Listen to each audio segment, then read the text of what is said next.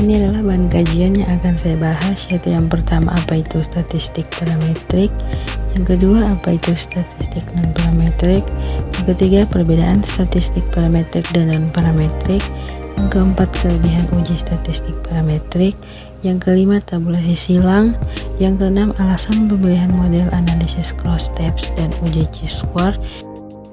Statistik parametrik. Statistik parametrik adalah suatu teknik statistik yang bisa digunakan untuk menguji hipotesis dengan parameter populasi.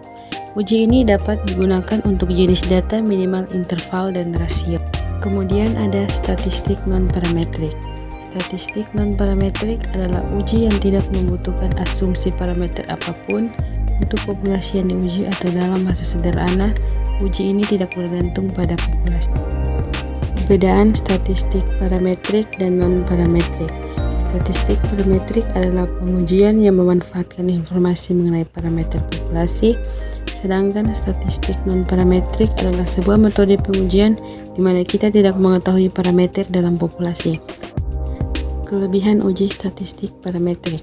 Kelebihan statistik parametrik adalah populasinya sudah dianggap memenuhi syarat sehingga tidak perlu ada pengujian. Data observasi diambil dari populasi dengan distribusi normal dan variannya homogen, serta data observasi dianggap saling bebas.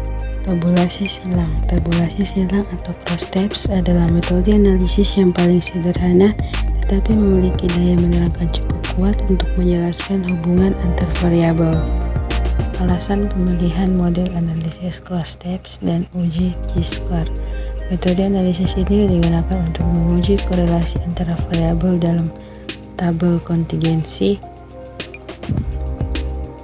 sehingga diketahui apakah proporsi dari dua obat terjadi karena kebutuhan atau karena adanya asosiasi.